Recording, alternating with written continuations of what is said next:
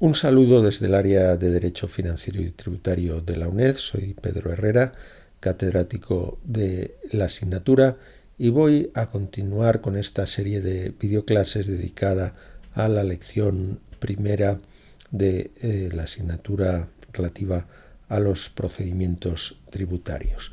Vamos a estudiar el inicio, el desarrollo y la terminación de los procedimientos tributarios. Lo que vamos a ver es el marco general, porque después habrá que estudiar cada uno de los procedimientos para conocer los detalles. Bueno, como decía, para ver cómo se inicia cada procedimiento en concreto, tenemos que atender a la normativa del correspondiente procedimiento, que está en la Ley General Tributaria y sus reglamentos de desarrollo.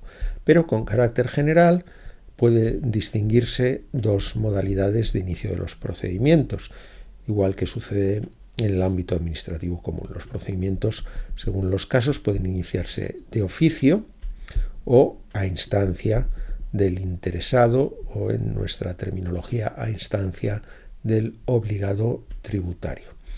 Para que un procedimiento se inicie de oficio es necesario un acuerdo del órgano administrativo competente, y con carácter general el inicio del procedimiento se llevará a cabo notificando mediante una comunicación escrita, aunque puede ser por medios electrónicos, al interesado el inicio del procedimiento. Sin embargo, excepcionalmente, el procedimiento puede iniciarse mediante personación del personal de la administración tributaria en el lugar adecuado, y esto puede tener lugar cuando se aprecie riesgo de ocultación de pruebas, y por eso, en lugar de avisársele previamente por escrito, se persona directamente los funcionarios, el personal de la administración. Al inicio del procedimiento, en cualquier caso, el interesado debe ser informado sobre la naturaleza de las actuaciones, es decir, qué tipo de procedimiento se está desarrollando. Es un procedimiento de verificación de datos, de comprobación limitada, un procedimiento inspector, y también el llamado alcance de las actuaciones. Este término, como veremos más adelante, lo que nos va a definir es si en el caso de un procedimiento inspector va a comprobarse la totalidad de la obligación tributaria relativa a un periodo determinado o solo algún aspecto de ella. También hay que informar al interesado o al obligado sobre sus derechos y obligaciones. El procedimiento también puede iniciarse, según los casos, a instancia del obligado tributario. Y esto puede ser mediante la presentación de una autoliquidación. Pensemos, por ejemplo, en que nuestra autoliquidación del impuesto sobre la renta es negativa, es decir, a devolver. Bien, pues el procedimiento de devolución se va a iniciar presentando la autoliquidación. También mediante una mera declaración, es decir, un documento en el que no realizamos los cálculos, sino simplemente nos limitamos a manifestar la realización del hecho imponible. Así puede suceder en algunos casos en el impuesto sobre sucesiones y donaciones, depende de lo que establezca la normativa de la respectiva comunidad autónoma. Mediante una mera solicitud, es decir, pues, por ejemplo, pedimos a la administración un certificado, o puede haber otros medios previstos en la normativa. Los documentos mediante los cuales el interesado solicita el inicio del procedimiento debe incluir, entre otros datos, el nombre y apellidos del obligado, su razón social y su número de identificación fiscal. La Administración puede aprobar modelos y sistemas normalizados cuyo uso tiene carácter obligatorio, es decir, la autoliquidación del impuesto sobre la renta solo se puede presentar a través de la aplicación informática de la agencia, y en aquellos casos en que se presente la declaración o autoliquidación por escrito, que van a tener carácter excepcional, pues en todo caso lo normal será que la Administración haya aprobado un modelo de autoliquidación. Si el documento no reúne los requisitos exigidos por la normativa, se otorgará un plazo de 10 días para subsanar ese defecto. ¿Cómo se desarrollan los procedimientos? Ya se ha iniciado, se ha notificado la comunicación o se ha personado la administración. ¿Cuáles son los pasos que hay que dar después? Pues lógicamente hemos de atender a la normativa específica de cada procedimiento, aunque podemos destacar algunos rasgos comunes a todos ellos. Así, toda la documentación debe incorporarse al expediente administrativo.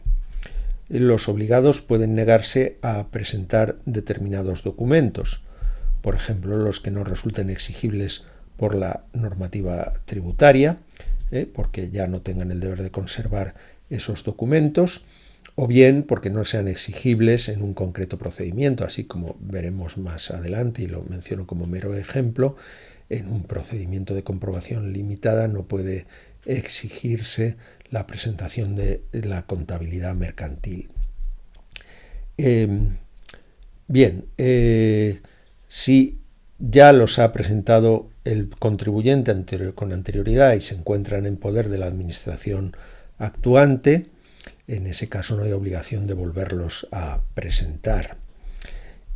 La administración puede pedir que se ratifiquen datos específicos previamente aportados por propios o por terceros. Nos puede pedir que ratifiquemos que es correcto un dato que hemos presentado en nuestra autoliquidación, o puede pedir, por ejemplo, al empresario que nos ha practicado las retenciones correspondientes a nuestro salario en el impuesto sobre la renta, que ratifique si los datos que ha presentado la administración son correctos. ¿En qué documentos se recogen las actuaciones administrativas? Tenemos diversos tipos de documentos. Las comunicaciones son documentos mediante los que se notifica el inicio del procedimiento o algún trámite. Las diligencias son documentos en que se hacen constar hechos y manifestaciones del obligado tributario o su representante, pues por ejemplo a lo largo de un procedimiento inspector.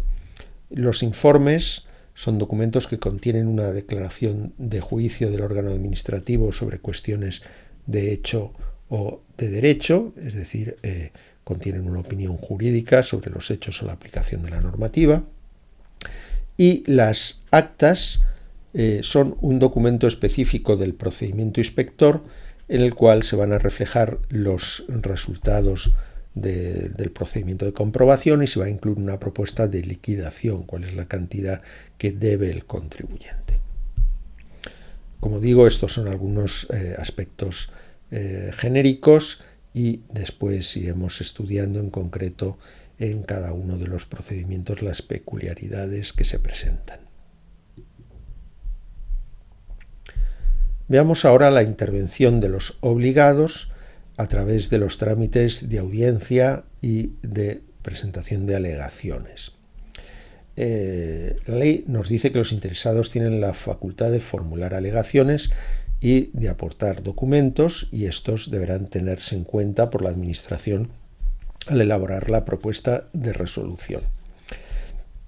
Sin embargo, y esto es una peculiaridad del ordenamiento tributario, en determinados casos se prescinde del trámite de audiencia previo a la propuesta de resolución, cuando en las actas con acuerdo previstas en el procedimiento inspector, la explicación es que en esta forma de desarrollo del procedimiento inspector va a haber una negociación previa entre el inspector que está actuando y el obligado tributario, y en la medida en que ya han llegado a un acuerdo es lógico que no exista un trámite específico de audiencia, porque ya se han ido aportando los distintos argumentos.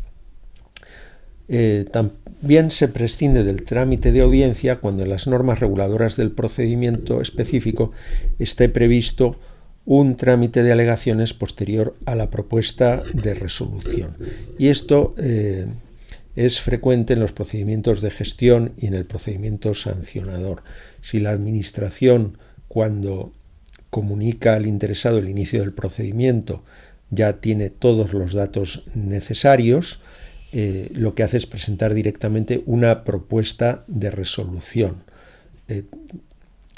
y se concede al interesado un plazo posterior a la recepción de esa propuesta de resolución, un plazo de entre 10 y 15 días para que formule las alegaciones. ¿De acuerdo? La diferencia es que el trámite de audiencia es previo a la propuesta de resolución, cuando existe, y en cambio el trámite de alegaciones se desarrolla después de que la Administración ya ha propuesto la resolución al interesado. Si el interesado no está de acuerdo con esa propuesta, pues formula alegaciones.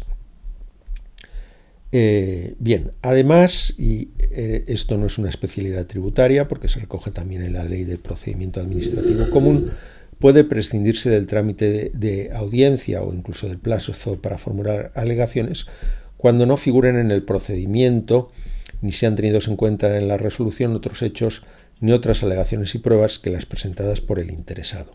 Si el interesado ya ha presentado alegaciones y pruebas y la Administración decide basándose exclusivamente en esas alegaciones, es lógico que no sea necesario un trámite ulterior de alegaciones. Veamos ahora algunas peculiaridades sobre la carga de la prueba y la valoración de la prueba.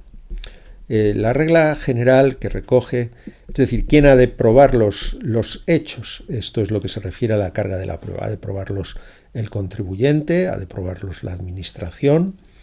Bien, pues la regla general prevista en la Ley General Tributaria es que quien haga valer su derecho debe probar los hechos constitutivos del mismo. Es decir, si el contribuyente alega que está exento, deberá probar que reúne los requisitos para disfrutar de la exención. Si la Administración considera que el contribuyente ha realizado un hecho imponible que no se ha declarado, será la Administración la que deberá probarlo. La jurisprudencia matiza esta regla en virtud del principio de buena fe, atendiendo a la facilidad probatoria, es decir, si un documento ya está en poder de la Administración o es la Administración la que ha de certificarlo, pues en ese caso deberá ser la Administración la que aporte la prueba. No es necesario en los procedimientos tributarios abrir un periodo específico para la aportación de la prueba. La aportación de la prueba puede realizarse en cualquier momento a lo largo del procedimiento. Y nos podemos plantear qué sucede si el contribuyente en una comprobación no aporta los documentos y pretende aportarlos después, por ejemplo, con motivo de presentar un recurso. Pues bien, el Tribunal Supremo entiende que esto es posible, que es posible presentar en vía de revisión, es decir, en vía de recurso, las pruebas que el propio interesado no aportó ante los órganos de aplicación de los tributos, es decir, en vía de comprobación, siempre que la actitud del contribuyente no haya sido maliciosa y así se justifique en el expediente. Si maliciosamente el contribuyente no ha aportado los documentos inicialmente para aportarlos después en el recurso, entonces se podrán rechazar. Pero si no existe esa conducta abusiva o maliciosa, en ese caso sí pueden aportarse en vía de recurso los documentos que no se aportaron en el procedimiento de aplicación de los tributos. En cuanto a las reglas sobre medios y valoración de la prueba, bueno, pues este es uno de los casos en que la Ley General Tributaria se remite específicamente a las normas del derecho común, es decir, al Código Civil y a la Ley de Enjuiciamiento Civil. Y esto supone que por regla general no se limitan los medios de prueba y que el órgano decisor, pues en primer término la Administración cuando está comprobando y después el órgano que resuelva el recurso correspondiente, puede apreciar libremente la prueba. No obstante esta remisión genérica a las normas civiles, existen algunas normas específicas. Y así se establece en la Ley General Tributaria que los datos declarados por los obligados se presumen ciertos para ellos, salvo prueba en contrario. Es decir, si yo he declarado en mi autoliquidación del impuesto sobre la renta que he obtenido determinados ingresos, este hecho se presume cierto para mí. El hecho de que yo niegue o que no manifieste que he obtenido determinados ingresos no vincula a la administración, pero lo que yo declare sí que me vincula a mí frente a la administración. Bien, ¿qué sucede si ha sido un tercero, por ejemplo, mi empleador, quien ha aportado datos mediante suministro? Esto quiere decir que el empleador tiene que presentar unos documentos a la administración indicando cuáles son las retenciones que ha practicado y las retribuciones de sus empleados. Bien, si después se notifica al interesado con motivo de una comprobación que los datos que él ha declarado no son correctos con arreglo a los datos que ha aportado un tercero, el interesado tiene 15 días para alegar que esos datos no son correctos, y en ese caso la administración debe pedir a quien aportó, al tercero que aportó esos datos, que los ratifique o que los modifique si no son correctos. Los hechos reflejados en las diligencias y actas se presumen ciertos salvo que se acredite lo contrario. Recordemos que en las diligencias se recogen las manifestaciones del obligado tributario a lo largo de una comprobación y en las actas se recogen los resultados de la comprobación junto a la propuesta de liquidación. Pues bien, lo que haya manifestado el interesado y se ha recogido en estos documentos se presume cierto salvo que se pruebe lo contrario. Las facturas constituyen un medio prioritario para la prueba de gastos deducibles. Y es más, en algún impuesto, como en el impuesto sobre el valor añadido, constituyen un requisito imprescindible para que se puedan deducir el IVA soportado. De todas maneras, la Administración puede poner en duda la veracidad de las facturas. Si la Administración tiene elementos para cuestionar fundadamente la realidad de las operaciones reflejadas en las facturas, por ejemplo, porque ha detectado que en realidad el empresario no dispone de ningún medio para realizar la actividad, en ese caso el obligado deberá probar la realidad de la actividad por otros medios. Y en el caso de los registros públicos, sus datos, por ejemplo, los datos recogidos en el catastro, se presumen ciertos salvo prueba en contrario.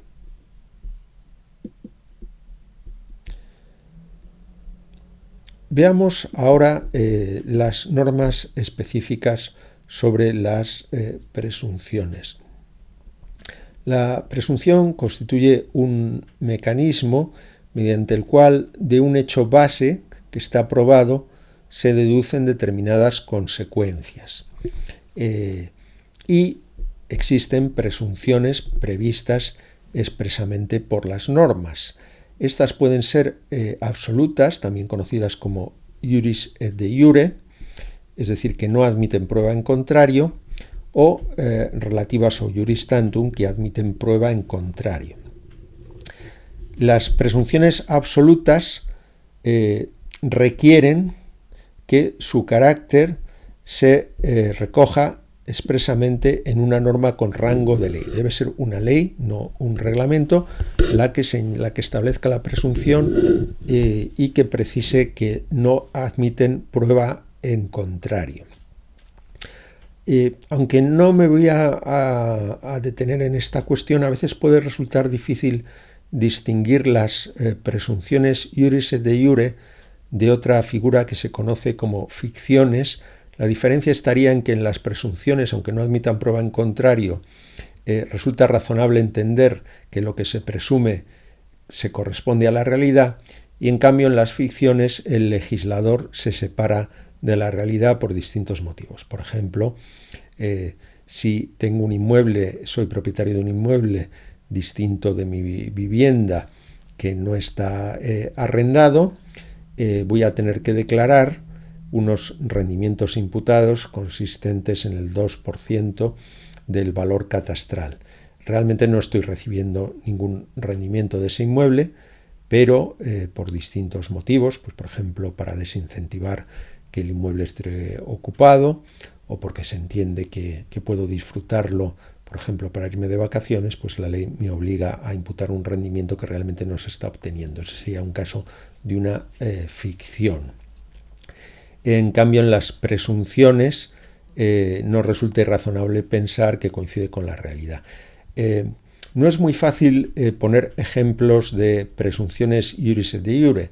Uno interesante que estaba previsto en la antigua normativa del impuesto sobre transmisiones patrimoniales y actos jurídicos documentados y que se declaró inconstitucional, establecía que se presumía que quien presentaba el documento para la liquidación del impuesto era él, tenía atribuido un mandato y por tanto era el representante del obligado tributario, de tal manera que, y esa presunción no admitía prueba en contrario, de tal manera que las notificaciones podían dirigirse a quien hubiera presentado el documento. Esto se declaró inconstitucional porque se entendió que no garantizaba que las notificaciones llegaran al interesado y que por tanto podía ser contrario a la tutela judicial efectiva, aunque hay en esa sentencia del tribunal que lo declaró inconstitucional hay algún voto particular que sí la consideraba razonable esta presunción. Bien, la mayoría de las presunciones son relativas o iuris tantum, es decir, admiten prueba en contrario y pueden establecerse tanto por normas legales como por normas reglamentarias. Por ejemplo, encontramos una en la Ley General Tributaria que nos indica que en el caso de obligaciones con periodos de liquidación inferior al año, como el IVA, que por regla general ha de declararse trimestralmente, si se descubre por la Administración una cuota no declarada, la Administración puede distribuirla linealmente entre los periodos de liquidación. No se sabe a qué periodo corresponde, pues la Administración puede presumir que se ha obtenido linealmente a lo largo de los periodos correspondientes. Esa sería una presunción. Otra, pero admite prueba en contrario, ¿no? El contribuyente podría probar que el IVA devengado corresponde a un trimestre determinado.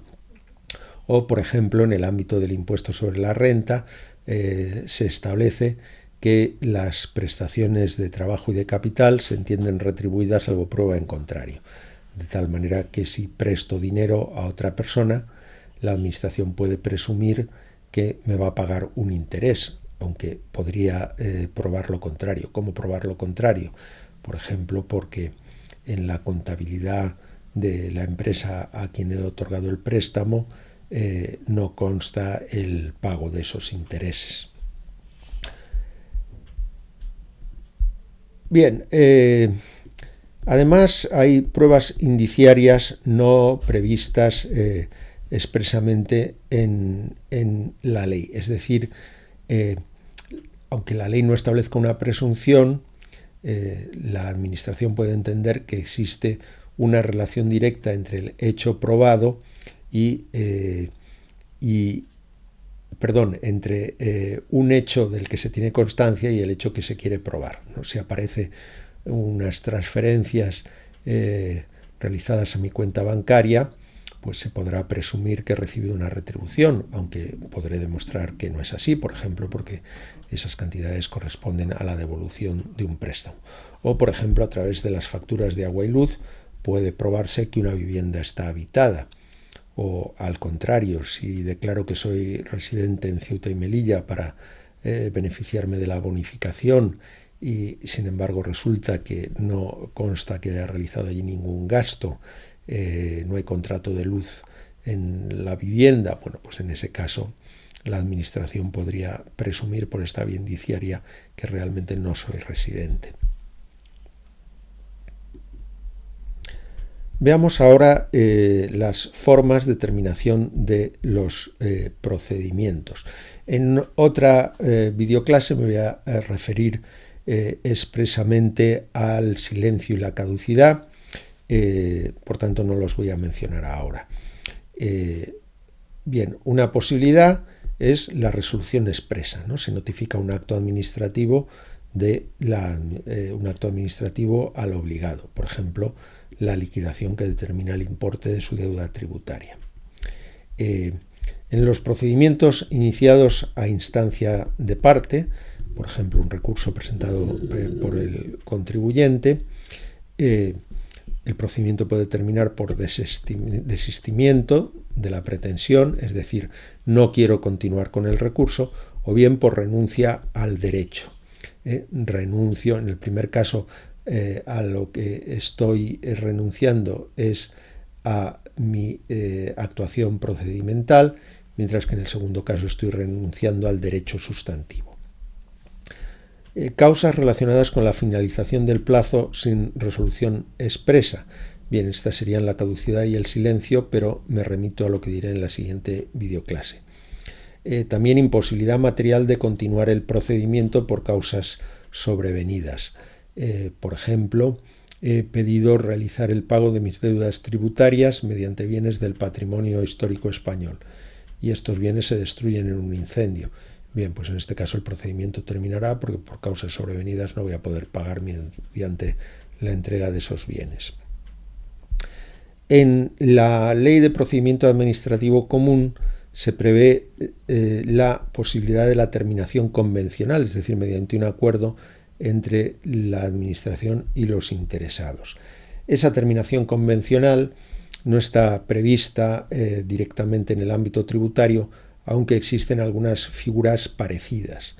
Por ejemplo, en las actas con acuerdo sí que hay una negociación entre la inspección y el interesado a la hora de fijar determinadas cuestiones relacionadas con la deuda tributaria, como puede ser la valoración de ciertos bienes o la interpretación de conceptos jurídicos indeterminados. También una figura parecida a la terminación convencional serían los acuerdos previos de valoración en las operaciones vinculadas, cuando se realizan operaciones entre dos sociedades vinculadas. Estas tienen que declarar por ejemplo, una compraventa, las tienen que declarar por el precio de mercado que se pagaría entre partes independientes, pero puede resultar difícil fijar ese precio de mercado. Bien, pues en ese caso se puede presentar una propuesta a la Administración y la Administración puede aceptarla.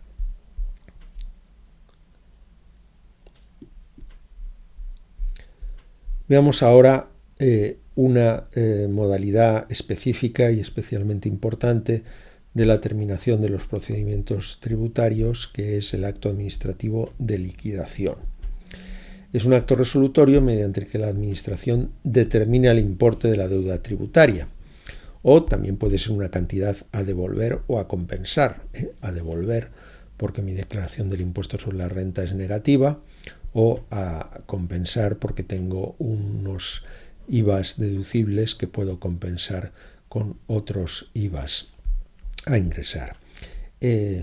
Bien, por regla general, la liquidación es consecuencia de un procedimiento de comprobación.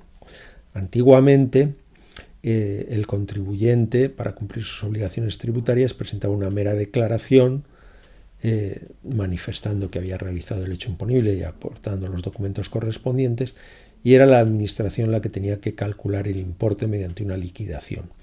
En la actualidad esto tiene carácter residual, pues puede darse en algún caso en el impuesto sobre sucesiones o en algunos impuestos municipales, pero lo más habitual es que se utilice el mecanismo de autoliquidación, de tal manera que es el contribuyente el que calcula el importe de la deuda. En ese caso no hay liquidación administrativa, se paga a través de la autoliquidación.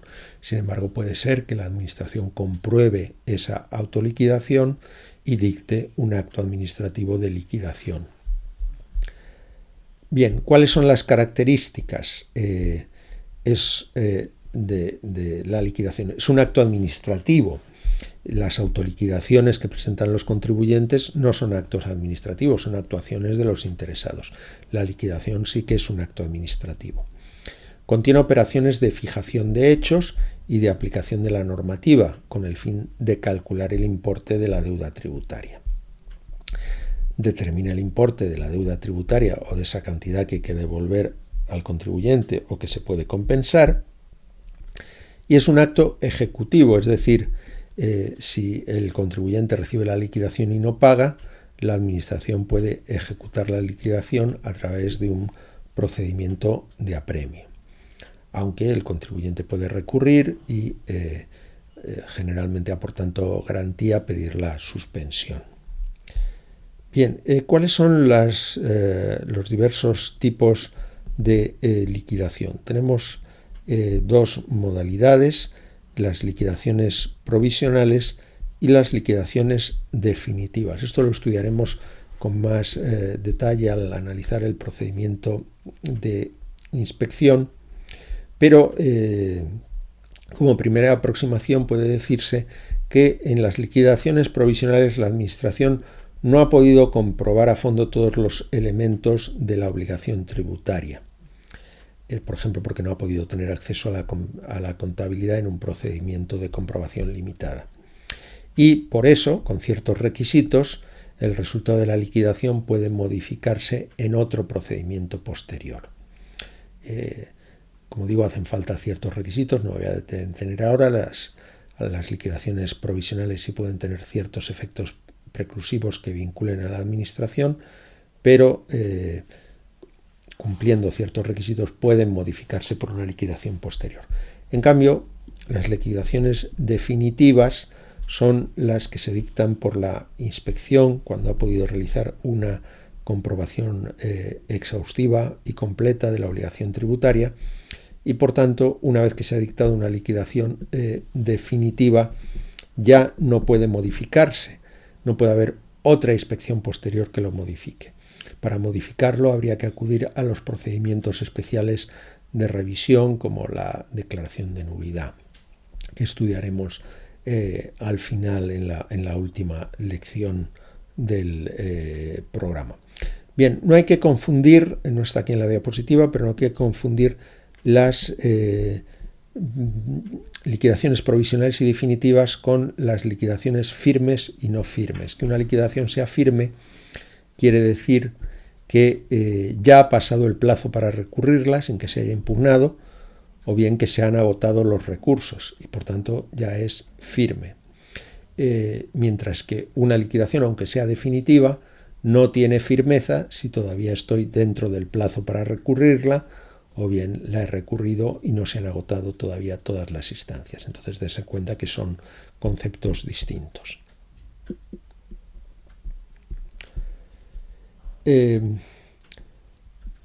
Bien, veamos ahora la obligación de resolver que tiene la Administración en los procedimientos y el deber de motivar.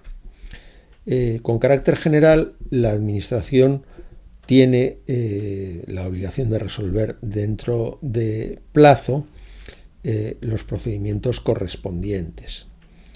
Hay algunas excepciones, por ejemplo, el ejercicio de derechos que solo deban ser objetos de comunicación. Bien, pues por ejemplo, si presento el modelo renunciando al régimen de estimación objetiva, en ese caso, como es un derecho que ejerzo simplemente comunicándoselo a la Administración, pues no tiene que resolver expresamente. Ya se entiende que con haber presentado el documento he renunciado a la estimación objetiva.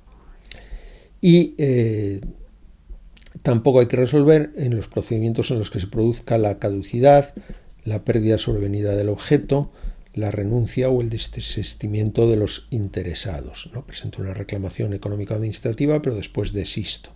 Bien, en este caso el Tribunal Económico-Administrativo no tiene que dictar resolución porque he desistido o he pedido pagar mediante mis impuestos mediante la entrega de un cuadro que forma parte del patrimonio histórico español, pero se ha destruido. Bien, en estos casos lo que sí se puede es solicitar a la Administración que declare esa circunstancia, como la pérdida sobrevenida del objeto, la renuncia o el desistimiento, y la Administración tiene que contestar dejando constancia de que se ha producido esa circunstancia por la que no ha de resolver.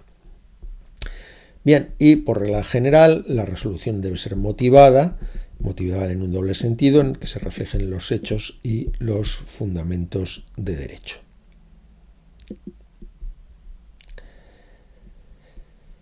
Bien, la ley establece plazos para el desarrollo de los procedimientos. El plazo máximo tiene que fijarse o bien por ley o por una norma de la Unión Europea, y en este caso no hay límite, el límite del plazo será el que señale la propia ley o la propia norma europea. Por ejemplo, en el procedimiento inspector, el plazo será, según los casos, de 18 o 27 meses. Si se fija por norma reglamentaria, tendrá un límite mínimo de 6 meses. De hecho, 6 meses es el plazo que se aplica en la mayoría de los procedimientos de gestión y en el procedimiento sancionador. Hay un procedimiento que no está sometido a plazo, es el procedimiento de apremio, el procedimiento de recaudación en vía de apremio, y aquí no hay plazo, sin perjuicio de que si ha prescrito la obligación tributaria no pueda continuarse con el procedimiento, pero el procedimiento en sí mismo no tiene ningún plazo. ¿Cómo se computa el procedimiento? ¿Desde qué momento se cuenta? Pues bien, el primer día de plazo, nos dice el artículo 104, párrafo primero de la Ley General Tributaria, en los procedimientos iniciados de oficio es la fecha de notificación del acuerdo de inicio, ¿no? Cuando recibo la notificación de la Administración. Es curioso porque en la Ley de Procedimiento Administrativo Común se dice, sin embargo, que los procedimientos se inician en la fecha siguiente a la notificación. En materia tributaria se dice la fecha de la notificación. En principio, esto no parece que tenga una especial relevancia. En los procedimientos iniciados a instancia de parte, el procedimiento se inicia en la fecha en que el documento haya tenido entrada en el registro del órgano competente. Bien, ¿y cuál es el último día de plazo? Pues bien, en este caso no hay una regla específica en materia tributaria y por tanto sí tenemos que aplicar la misma regla que se prevé en la Ley de Procedimiento Administrativo Común. Y esta nos dice que en los plazos fijados por meses, el último día del plazo será el mismo en el que se produjo la notificación en el mes o año de vencimiento, o si no hubiera equivalente, en el último día del mes. De tal manera que si recibí la notificación el 3 de marzo, y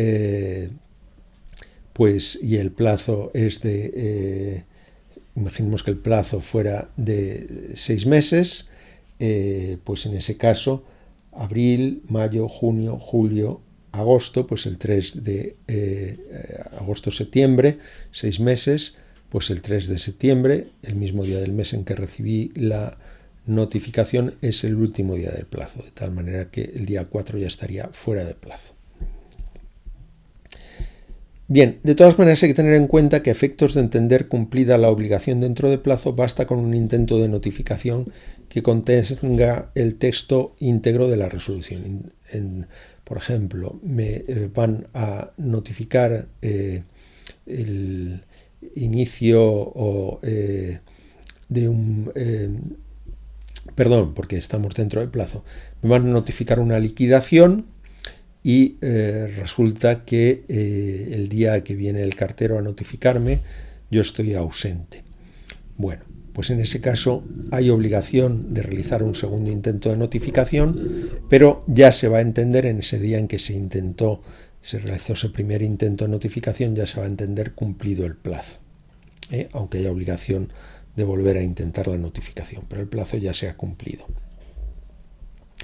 Y en el caso de las notificaciones electrónicas, basta la puesta a disposición de la notificación en la sede electrónica o en la dirección electrónica habilitada, con independencia del día en el que acceda. Ahí conviene estar pendiente. Con esto terminamos esta videoclase y en la siguiente me ocuparé de el silencio y la caducidad en los procedimientos tributarios.